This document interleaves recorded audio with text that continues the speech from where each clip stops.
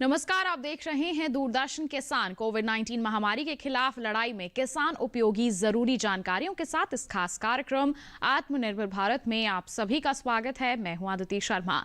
आइए देखते हैं क्या है नया आज के कार्यक्रम में। आज से 30 सितंबर तक मनाया जाएगा चौथा राष्ट्रीय पोषण माह। सरकार ने जम्मू कश्मीर में निवेश के लिए लॉन्च किया वेब पोर्टल। बिम्स्टेक देशों के कृषि विशेषज्ञों की 8वीं बैठक। किसान रेल से हो रही किसानों की मदद, नया बाजार मिलने से कृषकों को मिलेगा लाभ।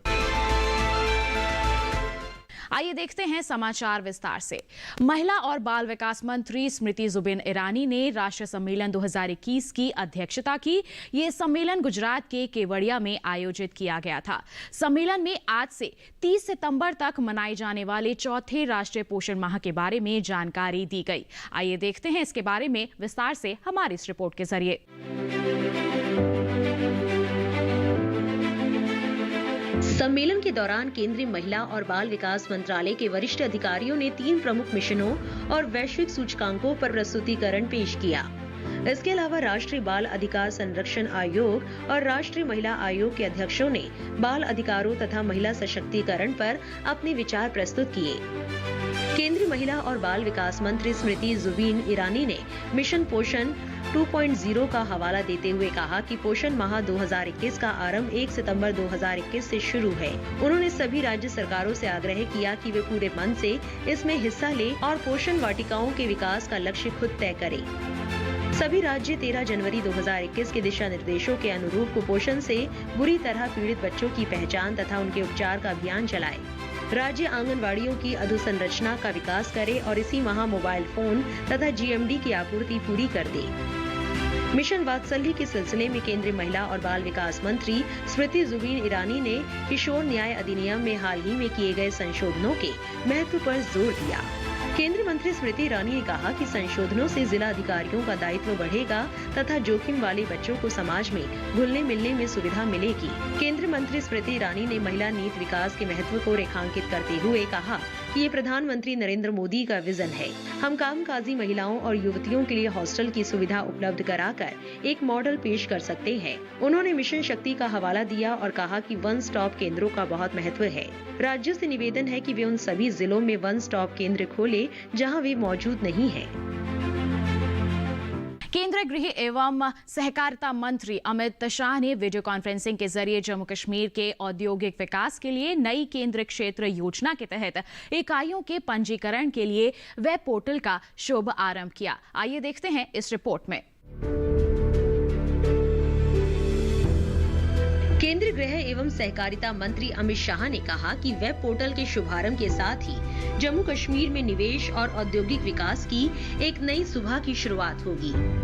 आज जम्मू कश्मीर में विकास के नए युग की शुरुआत हुई है और ये एक अलग विकास और शांति के रास्ते पर चल चुका है। इस दौरान केंद्रीय गृह एवं सहकारिता मंत्री अमित शाह ने कहा कि जम्मू कश्मीर में कई पनबिजली परियोजनाएं चालू की गई है, जिनसे राजस्व बढ़ने के साथ ही उद्योगों को भी फायदा होगा। 9,167 करोड़ रुपए की 196 मेगावाट क्षमता वाली ऊर्जा पनबिजली परियोजना लगभग 31,380 हेक्टेयर भूमि की सिंचाई करेगी। कृषि का विकास होने से जम्मू कश्मीर के लोगों की आय बढ़ेगी और अर्थतंत्र मजबूत होगा। किश्तवाड़ जिले में 8,120 करोड़ रुपए की लागत से 1,000 मेगावाट क्षमता वाली पाकल ढुल परियोजना सबसे बड़ी परियोजना है। इसका काम दिसंबर 2024 तक पूरा हो जाएगा और इससे 3,330 मिलियन यूनिट वार्षिक बिजली उत्पादन होगा। One nation one ration card योजना को जम्मू कश्मीर ने लागू कर दिया है और उज्ज्वला, DBT, सौभाग्य और कई योजनाएं जम्मू कश्मीर में 100% लागू हो चुकी है। जब व्यक्ति का जीवन स्तर ऊपर उठता है तो उसकी आकांक्षाएं और अपेक्षाएं भी बढ़ती हैं और इससे अर्थव्यवस्था के लिए एक अच्छा वातावरण बनता है। प्रधानमंत्री जी ने एक महत्वाकांक्षी योजना जिसमें 2022 से पहले हर घर में स्वच्छ पेयजल पहुंचाने का लक्ष्य रखा गया था और 15 अगस्त 2022 तक जम्मू कश्मीर सरकार ये लक्ष्य पूरा करेगी। जम्मू कश्मीर एकमात्र ऐसा राज्य है जहां हर व्यक्ति को प्रधानमंत्री आयुष्मान भारत योजना का लाभ मिला है और अब तक 94,990 लोग इसका लाभ ले चुके हैं। प्रधानमंत्री आवास योजना ग्रामीण के तहत 1,36,722 घरों को स्वीकृति दे दी गई है, जिनमें से 47,323 घर देने का काम पूरा हो चुका है। प्रधानमंत्री नरेंद्र मोदी ने 2-3 साल में ही परिवारों को घर, शौचालय और बिजली पानी जैसी बुनियादी सुविधाएं लोगों को उपलब्ध कराई। लगभग 50 लाख लोगों को डायरेक्ट बेनिफिट ट्रांसफर के माध्यम से 1,736 करोड़ रुपए की राशि वितरित की जा चुकी है। जम्मू कश्मीर में एक यूटी काडर भी है, जिससे पर्याप्त संख्या में मानव बल की उपलब्धता सुनिश्चित की जा सकेगी। प्रधानमंत्री नरेंद्र मोदी जी द्वारा हाल ही में राष्ट्रीय पाम ऑयल मिशन को स्वीकृति प्रदान की गई है। इसी क्रम में इस मिशन को गति प्रदान करने के उद्देश्य से उत्तर पूर्वी क्षेत्र विकास मंत्री, राज्य मंत्री और पूर्वोत्तर राज्य के मुख्यमंत्रियों के साथ केंद्रीय कृषि मंत्री श्री नरेंद्र सिंह तोमर ने वर्चुअल बैठक कर इस पर चर्चा की। आइए जानते हैं इसके बारे में हमारी इस रिपोर्ट के जरिए। प्रधानमंत्री श्री नरेंद्र मोदी जी द्वारा हाल ही में राष्ट्रीय पाम ऑयल मिशन को स्वीकृति प्रदान की गई है। इसी क्रम में मिशन को गति प्रदान करने के उद्देश्य से उत्तर पूर्वी क्षेत्र विकास मंत्री, राज्य मंत्री और पूर्वोत्तर राज्य के मुख्यमंत्रियों के साथ वर्चुअल बैठक पर चर्चा की गई। इसके साथ कार्यक्रम में वक्त हो चला है एक छोटे से ब्रेक का। आप कहीं मत जाइए, हम जल्द ही हाजिर होंगे। बने रहिए दूरदर्शन किसान पर, देखते रहिए हमारा कार्यक्रम आत्मनिर्भर भारत। कोरोना वायरस के खतरे से बचते हुए फसल की कटाई, बिक्री, खरीद, नई फसल की जुताई और बुआई सुरक्षित हो सकती है अगर हम लगातार हाथों को साबुन और साफ पानी से नियमित अंतराल पर धोते रहें। नाक, मुंह को मास्क, गमछे या कपड़े से ढक कर रखें। आंख, कान, नाक, मुंह न छुएं। आपस में 2 गज की दूरी बनाए रखें। मास्क और 2 गज की दूरी के मंत्र को अभी हमें छोड़ना नहीं है। फसलों की बुवाई एवं कटाई करते समय आपस में कम से कम 2 गज की दूरी बनाए रखें। फसल की कटाई करने के बाद छोटे छोटे ढेरों में इकट्ठा करें। कृषि के औजारों की समय समय पर सफाई करें। एक दूसरे के साथ औजारों की अदला बदली न करें। श्रमिकों के शौचालयों और हाथ धोने की जगह की ठीक से सफाई जरूरी है। बुआई, कटाई एवं मड़ाई के दौरान इस बात का ध्यान रखें कि इन स्थानों के आसपास कोई थूके नहीं। कंबाइन, हार्वेस्टर, थ्रेशर, जुताई और बुआई की मशीनों को इस्तेमाल से पहले साफ करें। मशीनों के इस्तेमाल से पहले और इस्तेमाल के बाद हाथ साबुन से साफ करें। वाहनों, बोरियों, थैलियों और पैकिंग के दूसरे सामान की साफ सफाई पर भी खास ध्यान दें। खरीद केंद्र पर आने से पहले किसानों एवं श्रमिकों की जांच। खरीद केंद्रों पर भीड़ न लगाएं एवं किसानों को बारी बारी से बुलाएं। गोदामों पर खरीदी हुई फसल को लेने में शीघ्रता करें ताकि किसानों एवं श्रमिकों को रुकना ना पड़े। कोरोना के खतरे से बचाव और अधिक जानकारी के लिए आरोग्य सेतु ऐप डाउनलोड करें। देश में खाद्य सुरक्षा के ये सिपाही भोजन की निरंतर उपलब्धता को सुनिश्चित करते हैं। किसान स्वस्थ रहें, तभी हम कोरोना वायरस से जीत पाएंगे, आगे बढ़ पाएंगे। किसान सबल, देश प्रबल। ब्रेक के बाद दूरदर्शन किसान के कार्यक्रम आत्मनिर्भर भारत में आप सभी का फिर से स्वागत है।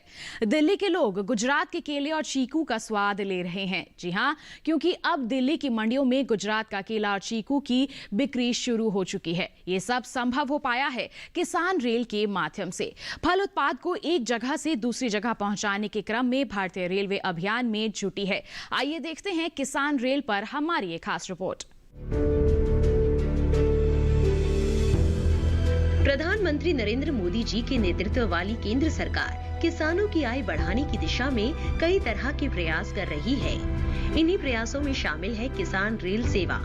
किसान रेल के जरिए काफी कम खर्च में उपज या उत्पादन की पहुंच राष्ट्रीय बाजारों तक संभव हुई है। इससे किसानों को भी फायदा मिल रहा है और आम ग्राहकों को भी किसान रेल के जरिए परिवहन पर किसानों को भाड़े में 50% की सब्सिडी मिलती है।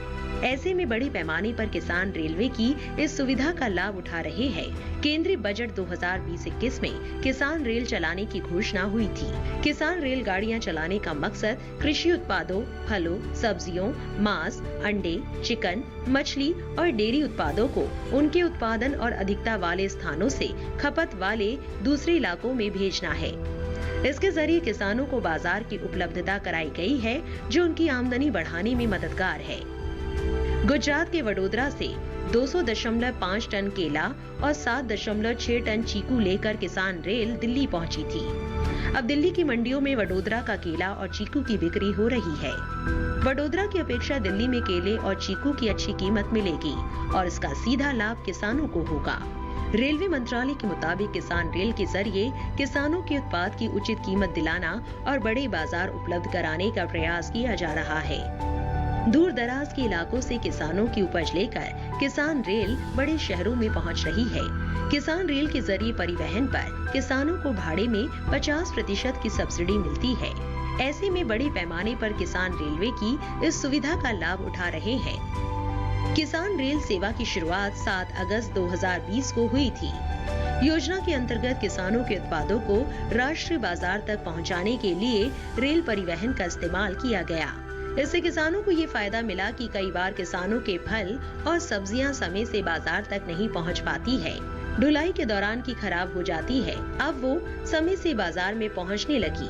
आम, केला, अमरूद, कीवी, लीची, पपीता, मौसमी, संतरा, किन्नू, नींबू, अनानास, अनार, कटहल, आंवला और नाशपाती समेत अन्य फलों की ढुलाई के दाम में छूट मिलती है। सब्जियों की बात की जाए तो करेला, बैंगन, शिमला मिर्च, गाजर, फूल गोभी, फ्रेंच बीन्स, हरी मिर्च, ओकरा, ककड़ी, मटर, लहसुन, प्याज, आलू और टमाटर समेत अन्य सब्जियों की ढुलाई के किराए में भी छूट मिलती है। इस योजना के तहत लाभ लेने के लिए किसानों को रेलवे में रजिस्ट्रेशन कराना पड़ता है। अब देश में 60 मार्गों पर ये संचालित हो रही है। केंद्र और राज्य सरकार किसानों की आय दोगुना करने के लक्ष्य के साथ काम कर रही है। सरकार ने किसानों की आय बढ़ाने के लिए औषधीय पौधों की खेती पर जोर देने की बात कही है। इसके साथ साथ राज्य सरकार हॉर्टिकल्चर पर भी जोर दे रही है, जिसके तहत पहले चरण में पायलट प्रोजेक्ट के तौर पर राज्य में हर्बल पार्क स्थापित करने का प्रस्ताव है। आइए जानते हैं औषधीय फसलों के बारे में। भारत में लंबे समय से पेड़ पौधों के अलग अलग हिस्सों का इस्तेमाल करके रोगों और बीमारियों को ठीक किया जाता रहा है। भारत दुनिया के उन गिने चुने देशों में से है जिसे उच्च जैव विविधता वाले देश का दर्जा दिया जाता है। बहुत सी वनस्पतियों की किस्में सिर्फ भारत में ही पाई जाती है। भारत सरकार द्वारा कराए गए एक सर्वेक्षण के हिसाब से यहाँ करीब 8000 पेड़ पौधे ऐसे हैं जिनका उपयोग औषधीय रूप से किया जाता है। इनसे बने उत्पाद और दवाइयों की विदेशों में अच्छी खासी मांग रहती है और यही मांग किसानों के लिए हर्बल खेती के द्वार खोलती है। औषधीय पौधों की खेती करके किसान बेहतर लाभ कमा सकते हैं। मौजूदा समय में कोरोना के कारण लोगों ने एक बार फिर प्राकृतिक पेय और औषधियों की ओर रुख किया है। शरीर की इम्यूनिटी बढ़ाने से लेकर बेहतर स्वास्थ्य के लिए लोग औषधीय पौधों का सहारा ले रहे हैं। भारतीय औषधियों की बढ़ती मांग को देखते हुए किसानों के लिए औषधीय पौधों की खेती आर्थिक रूप से काफी फायदेमंद साबित हो सकती है। हर्बल खेती को प्रोत्साहित करने के लिए सरकार भी किसानों का हर संभव सहयोग कर रही है। आत्मनिर्भर भारत अभियान के तहत दिए गए आर्थिक पैकेज में औषधीय यानी हर्बल खेती को प्रोत्साहन देने के लिए 4000 करोड़ रुपए दिए गए हैं। राष्ट्रीय औषधीय पादप बोर्ड ने करीब 2.25 लाख हेक्टेयर क्षेत्र में औषधीय पौधों की खेती को सहायता प्रदान की है। आगामी सालों में 4000 करोड़ रुपए के व्यय से हर्बल खेती के तहत 10 लाख हेक्टेयर क्षेत्र को कवर किया जाएगा। इससे किसानों को करीब 5000 करोड़ रुपए की आय होगी। इतना ही नहीं, औषधीय पौधों के लिए क्षेत्रीय मंडियों का नेटवर्क भी होगा। हर्बल खेती किसानों की आय को दोगुनी करने में भी मददगार साबित होगी। अश्वगंधा, गिलोय, भृंगराज, सतावर, पुदीना, मोगरा, तुलसी, घृत कुमारी, ब्राह्मी, शंख पुष्पी और गुलर आदि बहुत सी ऐसी औषधीय फसलें हैं जिनकी खेती किसान कर सकते हैं। किसान फसल विविधता अपनाए और खेत खाली होने के बाद अगर उसमें औषधीय पौधों की खेती करे तो अच्छा मुनाफा ले सकते हैं। साथ ही इन फसलों को ज्यादा देखभाल और पानी की भी जरूरत नहीं होती। किसान परंपरागत खेती से दूरी बनाकर तरक्की का रास्ता निकाल रहे हैं। किसान अब खेतों में औषधि पौधों की खेती कर कई गुना मुनाफा कमा रहे हैं। देश के कई हिस्सों में किसान समूह बनाकर भी खेती कर रहे हैं। हर्बल उत्पादों की ओर बढ़ते भारत में सफेद मुसली से ऐसी दवाइयां बनाई जा रही है जिससे प्रतिरोधक क्षमता बढ़ती है। लेमन ग्रास के तेल का उपयोग नींबू की खुशबू वाले साबुन में किया जाता है। श्यामा तुलसी से हर्बल चाय, डिओड्रेंट और चमड़ा उद्योग में बदबू दूर करने में इस्तेमाल हो रहा है। इस तरह देखा जाए तो विकास की अपार संभावनाएं मौजूद है। हर्बल खेती से किसान तो आत्मनिर्भर होंगे ही, साथ ही स्वदेशी उत्पादों की मांग भी बढ़ेगी। इसी के साथ कार्यक्रम में वक्त हो चला है एक और छोटे से ब्रेक का। आप कहीं मत जाइए, हम जल्द ही हाजिर होंगे। बने रहिए दूरदर्शन किसान पर, देखते रहिए हमारा कार्यक्रम आत्मनिर्भर भारत।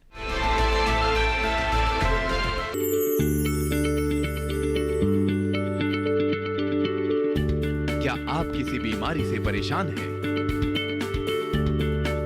चाहते हैं डॉक्टर की सलाह?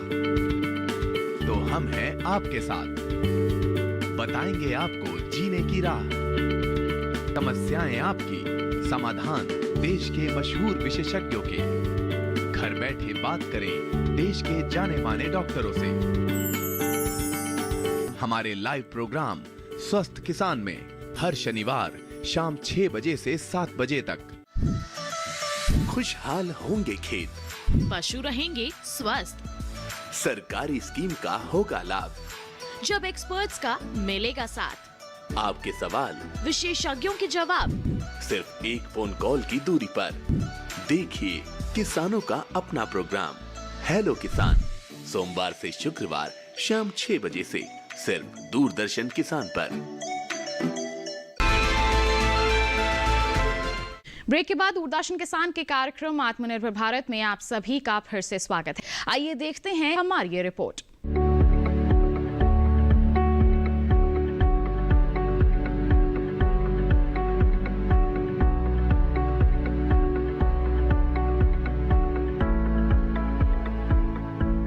सोया दूध मुख्य रूप से सोयाबीन का निचोड़ यानी रस होता है। इसे तैयार करने के लिए सबसे पहले सोयाबीन के अच्छे दानों का चुनाव करते हैं, फिर उन्हें पानी में मिलाते हैं। पीसने के बाद फाइबर को सोया दूध से अलग किया जाता है। इसके बाद लिपोऑक्सीनेज और ट्रिप्सिन अवरोधकों को निष्क्रिय करने के लिए इसे पकाकर सूत्रीकरण करते हैं और सुदृढ़ बनाते हैं। लीजिए, तैयार है सोयाबीन का दूध। बस अब इसकी पैकेजिंग करके बाजार में बेचना रह गया है। भोपाल स्थित केंद्रीय कृषि अभियांत्रिकी संस्थान और messrs royal plant services Delhi ने मिलकर एक स्वचालित सोया मिल्क प्लांट तैयार किया है। ये ऐसा प्लांट है जो 1 घंटे में 100 लीटर दूध तैयार कर सकता है। संयंत्र में भरण और पिसाई करने वाली इकाई, भंडारण storage tank, boiler unit, cooker, विभाजक, न्यूमेटिक टोफू प्रेस और कंट्रोल पैनल लगे होते हैं। ग्राइंडिंग सिस्टम में top hopper, feeder control plate, bottom hopper और ग्राइंडर शामिल हैं। चक्की से आने वाले सोया घोल को स्टोरेज टैंक में इकट्ठा किया जाता है और स्क्रू पंप असेंबली के माध्यम से कुकर में पंप किया जाता है। 12 किलोवाट हीटर और कुकर के बॉयलर स्वचालित दबाव वाल्व के जरिए जुड़े होते हैं और वांछित दबाव और तापमान पर कुकर को आसानी से भाप जारी करते रहते हैं। फीड दर को 20 किलो प्रति घंटा दर पर नियंत्रित किया जाता है। कुकर में भाप दाब 490 kPa और तापमान 150 डिग्री सेल्सियस रखा जाता है। जब कुकर का दबाव 2.5 किलो और तापमान 120 डिग्री सेल्सियस तक पहुंच जाए तो थोड़ा ठहर जाएं और 3 मिनट तक यही स्थिति बनाए रखें। इसके बाद स्वचलन वाल्व खुल जाता है और सोया घोल विभाजक को पंप करता है। विभाजक वांछित सोया दूध और ओकारा को अलग कर देता है। इस तरह विकसित स्वचालित सोया दूध संयंत्र बहुत अच्छी गुणवत्ता वाले दूध का उत्पादन करता है। रांची जिले के कामरे में स्थित मेसर्स श्री श्यामा काली एंटरप्राइजेज ने दूध और टोफू के लिए स्वचालित सोया दूध संयंत्र स्थापित किया है। वे हर दूसरे दिन लगभग 70 लीटर सोया दूध और 10 किलो टोफू तैयार कर रही हैं। बाजार में 1 लीटर सोया दूध 40 रुपए, जबकि 1 किलो टोफू 150 से 200 रुपए में बिक रहा है। जबकि दूध की उत्पादन लागत 15 रुपए और टोफू की 50 रुपए आती है। इस तरह श्यामा काली एंटरप्राइजेस को साल भर में 5,91,500 रुपए तक का शुद्ध मुनाफा हो जाता है। इसके अलावा इस संयंत्र में 5 लोगों को रोजगार भी मिल रहा है। पंजाब के होशियारपुर में messrs agro soya milk organic plant गंभावोल है, जो हर दूसरे दिन करीब 100 लीटर सोया दूध और 60 किलो टोफू का उत्पादन कर रहा है, जिससे हर साल 13,10,400 रुपए की शुद्ध कमाई हो रही है। इसी तरह बैंगलोर के मेसर्स लव सोय फूड प्रोडक्ट्स लिमिटेड ने सोया दूध, टोफू और पाउडर के प्रसंस्करण के लिए स्वचालित सोया दूध संयंत्र लगाया है। ये हर साल करीब 20 टन सोया दूध पाउडर और 3 से 4 टन टोफू तैयार कर रहे हैं।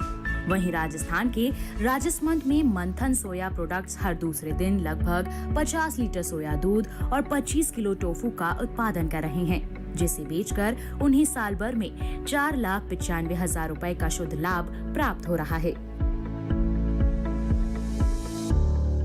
राजमा को पोषण का राजा कहा जाता है। हमारे देश में राजमा चावल काफी चाव से खाया जाता है। ये एक दलहनी फसल है। अगर इसकी खेती सही से की जाए तो ये शारीरिक पोषण के साथ साथ आर्थिक पोषण भी दे सकती है। उत्तराखंड में बहुत से किसान इस फसल को अपना रहे हैं। आइए जानते हैं इस विषय के बारे में विस्तार से हमारी इस रिपोर्ट के जरिए।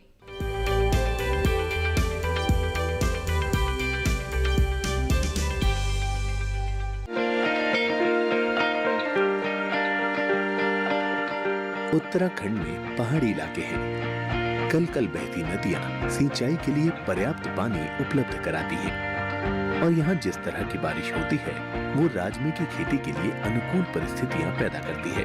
खासतौर से यमुना घाटी की उपजाऊ दोमट मिट्टी, यहाँ का तापमान और जलवायु ज्यादा उपज के लिए बहुत उपयोगी है। घाटी क्षेत्र के किसान शायद ही कभी राजमे को एकमात्र फसल के रूप में उगाते हों, बल्कि यहाँ इसे अंतर फसल के तौर पर उगाने का चलन है। ज्यादातर किसान गन्ने के साथ इसे बोना पसंद करते हैं। राजमे के साथ एक और अच्छी बात यह है कि ये 90 से 115 दिनों के भीतर तैयार हो जाती है और प्रति हेक्टेयर उत्पादकता 12 से 20 क्विंटल है। देहरादून के आसपास रहने वाले वो किसान जो कभी गेहूं, धान, रतून, मक्का और तोरिया की खेती किया करते थे, अब राजमा उगा रहे हैं। इसकी बड़ी वजह यही है कि इसकी फसल जल्दी पककर तैयार हो जाती है और जल्द मुनाफा मिलना शुरू हो जाता है। हालांकि राजमा बोने की शुरुआत कुछ ही किसानों ने की थी, लेकिन मुनाफा देख दूसरे किसान भी इसकी ओर आकर्षित हुए। इसका परिणाम ये निकला कि उत्तराखंड में राजमे का रकबा साल दर साल बढ़ता गया। राजमे की इसी कामयाबी में ढकरानी स्थित कृषि विज्ञान केंद्र की सेवाओं को नजरअंदाज नहीं किया जा सकता। इस केंद्र ने क्षेत्र के राजमा किसानों की खूब मदद की है। वैज्ञानिकों और किसानों की मिलीजुली कोशिशों की बदौलत ही पूरा इलाका राजमे की खेती के रूप में बदल गया है। कुछ समय पहले तक यहाँ सिर्फ 3 हेक्टेयर जमीन पर राजमा बोया जाता था, लेकिन अब ये रकबा बढ़कर 100 हेक्टेयर हो गया है। स्थानीय किसानों का मानना है कि दूसरी प्रचलित फसल की तुलना में राजमे से ज्यादा आमदनी मिल रही है। इस दलहनी फसल की ओर किसानों के आकर्षण की एक वजह इसकी आसान थ्रेसिंग भी है।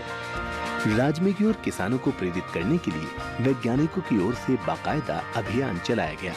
किसानों को इसके आर्थिक फायदे गिनाए गए और उगाने का प्रशिक्षण दिया गया। प्रशिक्षण के दौरान बताया गया कि प्रति हेक्टेयर 80 किलो बीज की जरूरत होगी। कतार से कतार का फासला 45 सेंटीमीटर और बीज से बीज की दूरी 10 सेंटीमीटर रखनी होगी। वैज्ञानिकों ने उन्हें ये भी बताया कि बोने से पहले बीजोपचार जरूर करना है। इतना ही नहीं, प्रशिक्षु किसानों की मिट्टी को भी जांच के लिए प्रयोगशाला भेजा गया और जांच रिपोर्ट के आधार पर ही उर्वरकों की सिफारिश की गई। कृषि विज्ञान केंद्र के वैज्ञानिक किसानों के संपर्क में रहे, उनके खेतों का दौरा करते रहे और किसी समस्या के आने पर उसका निदान करते रहे। प्रशिक्षण का नतीजा ये रहा कि दूसरी फसलों के मुकाबले राजमे का उत्पादन और मुनाफा दोनों अधिक रहे। कई किसानों का तो यहाँ तक कहना है कि उनकी फसल कटाई वाले दिन ही बिक जाती है। स्थानीय बाजार में राजमे की अच्छी खासी स्वीकार्यता है, जो इस बात को दर्शाता है कि किसानों को अपनी फसल बेचने के लिए ज्यादा दूर जाने की जरूरत नहीं होगी। पहाड़ी इलाकों में राजमा मुख्य रूप से खरीफ की फसल है। लेकिन बदलते तापमान की वजह से गैर पारंपरिक क्षेत्रों में भी इसका बीज तैयार किया जा रहा है। इन लक्षित इलाकों में इसे फरवरी में भी बोया जाता है। फरवरी की फसल बरसात शुरू होने से पहले ही तैयार हो जाती है। वैसे राजमा सेहत के लिए भी बहुत मुफीद है। इसमें कैलोरी, प्रोटीन, कार्बोहाइड्रेट और फाइबर के अलावा वसा भी मौजूद होती है। 100 ग्राम उबले राजमे में 8.7 ग्राम प्रोटीन, 22.8 ग्राम कार्बोहाइड्रेट, 6.4 ग्राम फाइबर और 0.5 ग्राम वसा होती है। ऐसे लोग जिन्हें अपनी सेहत का ख्याल है, राजमा खाना ज्यादा पसंद करते हैं।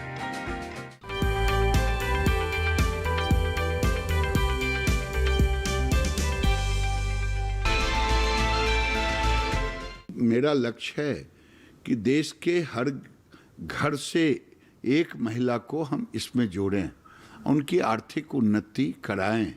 मिनिमम 1 लाख रुपए की आमदनी साल में उनको हो, मिनिमम। ये मेरा लक्ष्य है। उसी लक्ष्य में मैंने कई विभाग को जोड़ा है। अभी मोदी जी पर भरोसा करके 2014 में मात्र इनका जुड़ाव था पूरे देश में 2,35,00,000। आज लगभग 8 करोड़ हो गए और उस समय केवल 80,000 करोड़ इनका बैंक लिंकेज था। मोदी जी ने 4 lakh crore bank linkage, bank से इनको सुविधा दिलाया और लगभग 15,000 करोड़ भारत सरकारों ने दी, राज्य सरकार और केंद्र सरकार मिलकर के, एक सीड मनी के रूप में, रिवॉल्विंग फंड के रूप में, कई तरह के फंड के रूप में। और इसमें हमारी बहनें, अब आधी आबादी के हाथ में अगर ताकत आ जाए, कोई भी परिवार, कोई भी समाज, कोई भी गांव, कोई भी जिला, कोई भी राज्य, कोई भी देश, उसकी तरक्की के रास्ते को कोई रोक नहीं सकता है। यही मोदी का सपना है, नरेंद्र मोदी का सपना। और इसी सपनों के तहत आज लाइव स्टॉक के साथ जो आज समझौता हुआ दोनों का, पशु सखी, ऐसे तो मैंने कहा मेरे यहाँ पशु सखी, कृषि सखी, वन सखी, बैंक सखी, अलग अलग स्पेशलाइज सखी हैं, वानिकी सखी, कई सखी हैं। ये जो पशु सखी हैं, इनको हम इनके साथ ट्रेनिंग दिलवाएंगे और ट्रेनिंग जब देंगे, भारत सरकार पशुपालन विभाग में 90,000 करीब AI वर्कर की कमी है। तो जब AI वर्कर की कमी है तो हम AI नहीं कर पाते, वैक्सीनेशन नहीं दे पाते। अब इससे होगा, एयर टैगिंग नहीं होगा। तो एक तो पशुपालन विभाग जो काम कर रहा है उसमें हम भागीदारी होगा। तो ये था हमारा आज का कार्यक्रम आत्मनिर्भर भारत। एक विशेष जानकारी आपको दे दें कि हमारा ये कार्यक्रम आप हमारे YouTube चैनल के जरिए भी देख सकते हैं। टीवी स्क्रीन पर दिखाए जा रहे QR कोड को स्कैन कीजिए, किसी भी समय अपने मोबाइल फोन पर ही आप देख सकते हैं हमारा कार्यक्रम आत्मनिर्भर भारत और कृषि जगत से जुड़ी अहम जानकारियां हासिल कर सकते हैं। तो बस आज के लिए इतना ही। अगले अंक में करेंगे आपसे मुलाकात। तब तक के लिए हमें दीजिए इजाजत। आप बने रहिए दूरदर्शन के साथ पर। नमस्कार।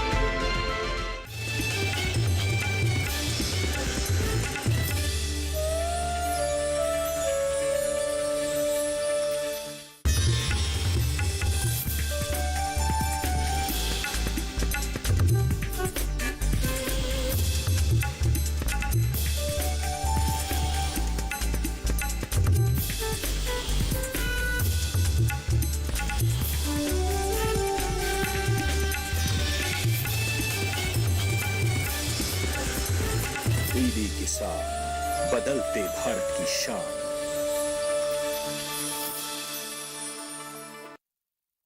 मौसम खबर